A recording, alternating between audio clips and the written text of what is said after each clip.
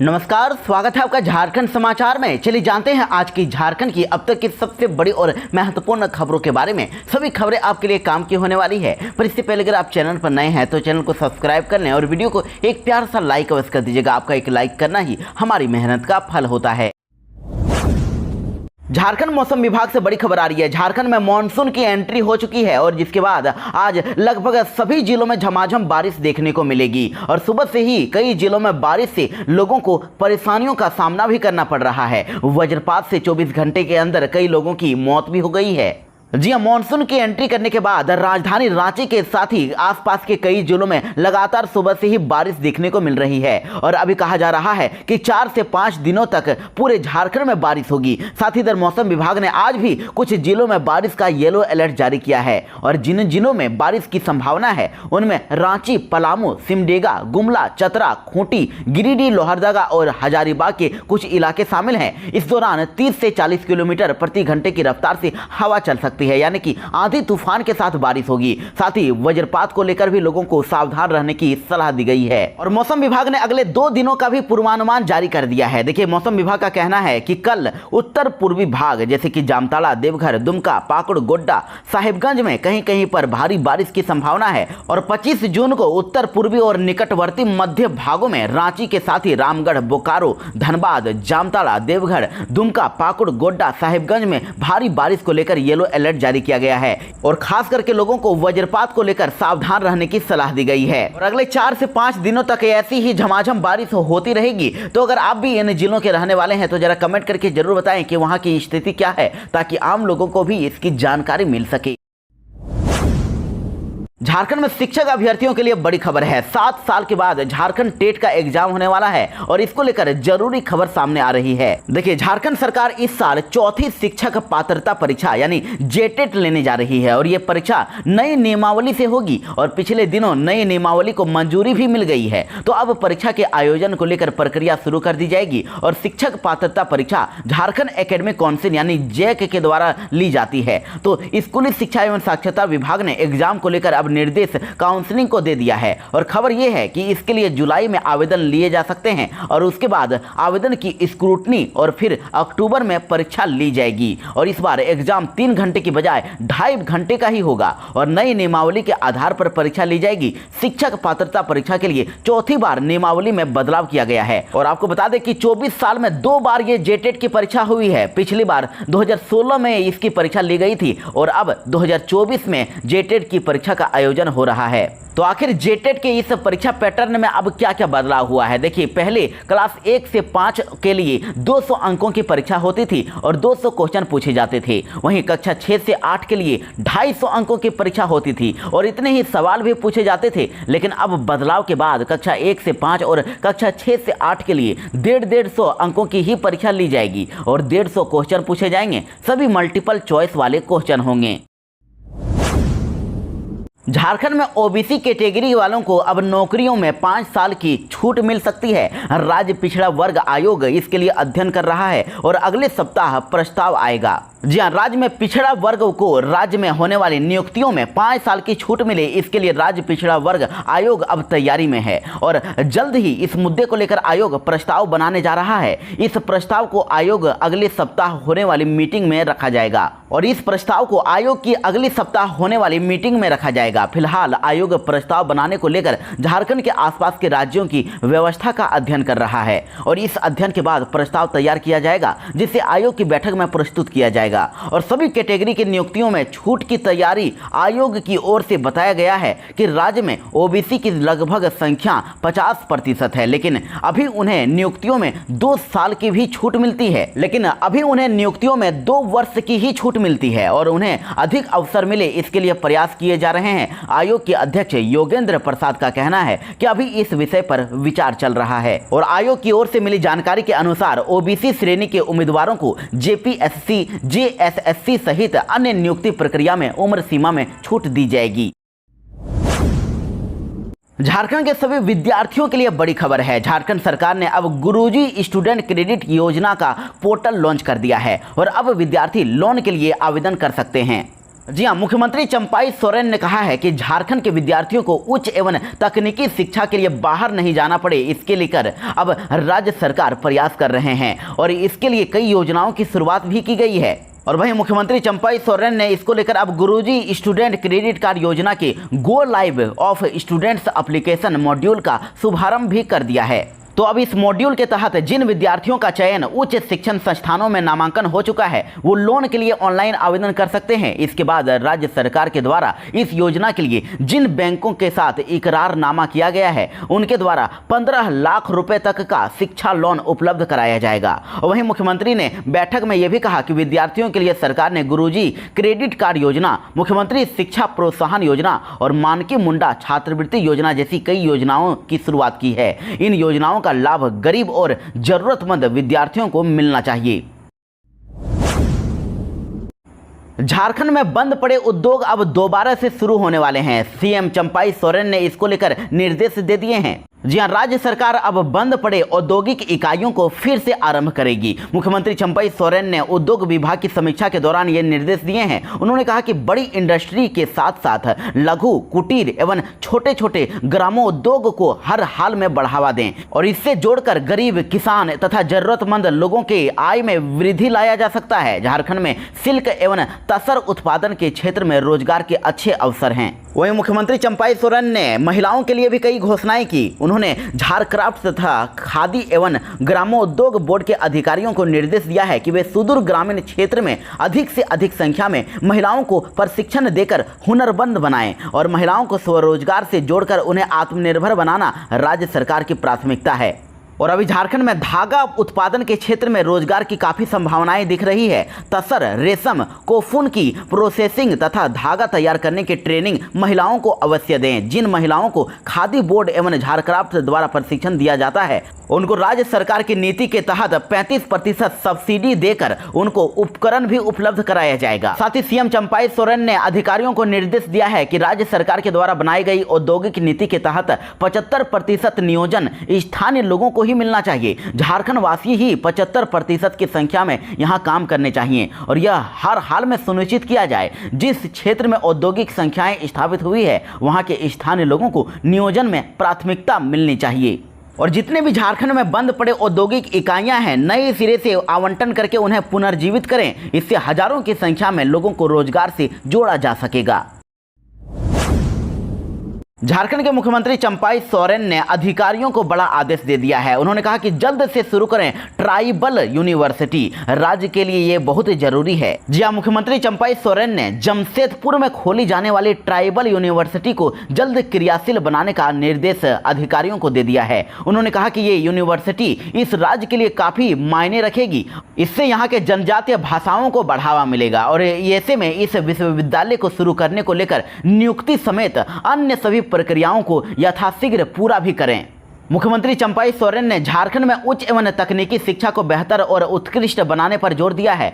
उन्होंने कहा कि यहां से बड़े पैमाने पर विद्यार्थी उच्च शिक्षा के लिए दूसरे प्रदेशों का रुख कर लेते हैं। ऐसे में हमें यह प्रयास करना चाहिए कि यहां के उच्च शिक्षण संस्थानों में क्वालिटी एजुकेशन के साथ कैंपस प्लेसमेंट की भी मजबूत व्यवस्था हो ताकि यहाँ के विद्यार्थी अपने ही राज्य में अच्छी शिक्षा प्राप्त करके यहाँ अच्छा सा जॉब भी हासिल कर सकें।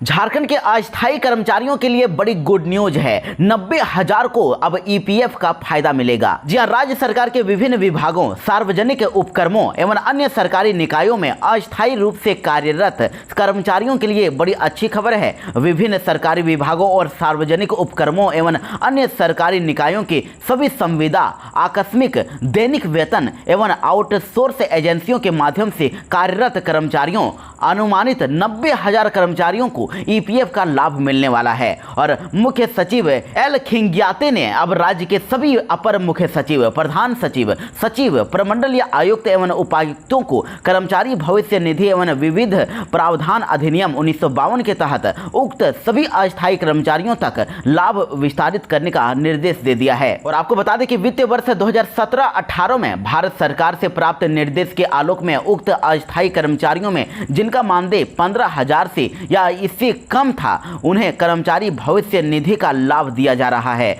जबकि 15,000 से अधिक मानदेय पाने वाले अस्थायी कर्मचारियों इस लाभ से वंचित थे। और अब मुख्य सचिव के इस निर्देश के बाद राज्य के लगभग 90,000 अनुमानित कर्मचारियों को इसका लाभ मिल सकेगा और जिलों में इसे लागू करने के बाद लाभुक कर्मियों की संख्या और अधिक हो सकती है। आपको बता दें कि एनएचएम झारखंड के तहत अनुबंध पर लगभग 12,000 कर्मी हैं। इनमें से लगभग 5,000 ऐसे कर्मी हैं जिनका मानदेय 15,000 तक था, उन्हें लाभ मिल रहा है। वहीं 15,000 से अधिक पाने वाले 7,000 कर्मियों को लाभ नहीं मिल रहा है। वहीं शिक्षा विभाग में भी 15,000 से अधिक पाने वाले लगभग 60,000 अस्थायी कर्मी हैं जिन्हें इसका लाभ मिलेगा। और ये अधिनियम वैसे सभी प्रतिष्ठान पर लागू होता है जहां 20 से अधिक कर्मी कार्यरत हैं और ये अस्थायी कर्मियों और नियमित कर्मियों के बीच अंतर नहीं करता है। सरकारी और सार्वजनिक उपक्रमों द्वारा नियुक्त सभी कर्मचारी माने जाते हैं।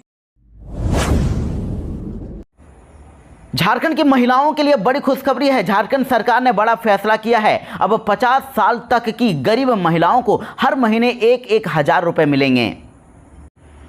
जी हां, दरअसल मुख्यमंत्री चंपाई सोरेन ने अब मुख्यमंत्री बहन बेटी स्वावलंबन प्रोत्साहन योजना की शुरुआत कर दी है और झारखंड की गरीब महिलाओं के लिए अब बड़ी खुशखबरी है। इस योजना के तहत झारखंड की गरीब महिलाएं जिनकी उम्र 25 साल से लेकर 50 साल तक है, उनको हर महीने 1,000 रुपए दिया जाएगा और इस योजना के लिए 1 जुलाई से ही आवेदन लिए जाएंगे और अगस्त से पैसा भी मिलना शुरू हो जाएगा। तो उम्मीद जताई जा रही है कि राज्य की करीब 38 से 40 लाख महिलाओं को इसका फायदा मिलने वाला है और इस योजना पर सरकार के करीब 4,000 करोड़ रुपए हर साल खर्च होंगे। झारखंड हाईकोर्ट में सांसद निशिकांत दुबे की मामले की सुनवाई हुई और अदालत ने अब सरकार पर जुर्माना लगा दिया है। जी आपको बता दें कि झारखंड हाईकोर्ट के जस्टिस AK चौधरी की अदालत में सांसद निशिकांत दुबे के खिलाफ दर्ज मामले को निरस्त करने की मांग वाली याचिका पर सुनवाई हुई और सुनवाई के दौरान सरकार की ओर से दूसरी बार समय दिए जाने की मांग की गई और इस पर अदालत ने सरकार पर 1,000 रुपए का जुर्माना लगाते हुए जवाब दाखिल करने का निर्देश दे दिया है और अदालत ने उक्त राशि झालसा में जमा करने का निर्देश दिया है। मामले की अगली सुनवाई अब 2 सप्ताह के बाद होगी और आपको बता दें कि सांसद निशिकांत दुबे के खिलाफ देवघर के मोहनपुर थाना में प्राथमिकी दर्ज की गई थी। उन्होंने केस को निरस्त करने के लिए हाईकोर्ट में याचिका दाखिल की थी और उन पर आरोप है कि एक व्यक्ति बैल के साथ संदिग्ध अवस्था में दिख रहा था और निशिकांत दुबे ने उस व्यक्ति को पुलिस के हवाले कर दिया था। और वहीं आपको यह भी बता दें कि इस मामले में निशिकांत दुबे का कहना था कि उस क्षेत्र में बांग्लादेशी घुसपैठियों के द्वारा गोवंश की तस्करी की जाती है। ऐसे में संदेह होने पर उसे रोका गया था और इसके बाद से उसका बैल नहीं मिल रहा था और उसने निशिकांत दुबे के खिलाफ प्राथमिकी दर्ज कराई थी। नीट एग्जाम का पेपर लीक मामले में लगातार जांच चल रही है और अब देखिए इसमें एक बड़ा खुलासा हुआ है। नीट का पेपर झारखंड से लीक होने की बात कही जा रही है और इस मामले में अब 6 लोगों को गिरफ्तार भी कर लिया गया है। जी हाँ, नीट एग्जाम विवाद में झारखंड पुलिस ने देवघर से 6 लोगों को हिरासत में ले लिया है और इन्हें अब बिहार के पटना ले जाया जाएगा और इस मामले में अब तक 19 लोगों की गिरफ्तारी हो चुकी है। और उधर दोनों राज्यों की पुलिस ने बताया है कि नीट का पेपर झारखंड से ही लीक होने के सबूत भी मिले हैं। बिहार पुलिस का कहना है कि 5 मई को नीट की परीक्षा हुई थी और इस दौरान सूचना मिली थी कि कुछ स्टूडेंट्स और सेंटर के पास पेपर पहले से ही पहुंच गया है और इसे रटवाया जा रहा है और पुलिस जब वहां पहुंची तो जला पेपर मिला और बुकलेट नंबर पर 61364888 बरामद की गई थी। यानी सूत्रों की माने तो ये बुकलेट हजारीबाग के एक सेंटर की है और इससे ये माना जा रहा है कि पेपर झारखंड से ही लीक हुआ था। साथ ही आपको यह भी बता दें कि देवघर पुलिस ने बताया कि जिन 6 लोगों को हिरासत में लिया गया है उनमें बिहार के नालंदा जिले के रहने वाले परमजीत सिंह उर्फ बिट्टू, चिंटू उर्फ बलदेव कुमार, काजू उर्फ प्रशांत कुमार और अजित कुमार और राजीव कुमार उर्फ कारू और पिंकू कुमार शामिल हैं। और अब तक की जांच में यह भी स्पष्ट हो गया है कि नूरसराय उद्यान कॉलेज का कर्मी संजीव मुखिया ही पेपर लीक करने वाले गिरोह का सरगना है और यह गिरोह कई महीने से इसकी साजिश कर रहा था। झारखंड में ईडी ने रेड मारकर 1 करोड़ रुपए और 100 जिंदा कारतूस की बरामदगी कर दी है। और अब ईडी की रेड की भनक लगते ही अब कमलेश फरार हो गया है। जी हां, देखिए बड़ी खबर आ रही है कि प्रवर्तन निदेशालय यानी ईडी ने जिस कमलेश कुमार के यहां रेड मारा उसे इसकी भनक पहले से ही लग गई थी और ईडी ने जमीन कारोबारी शेखर कुशवाहा को गिरफ्तार करके अब पूछताछ शुरू कर दी है। तो कई जानकारी भी मिली है। इसके बाद अब जांच एजेंसी ने कमलेश कुमार को समन जारी कर दिया है, लेकिन वह पूछताछ के लिए ईडी ऑफिस में नहीं पहुंचा।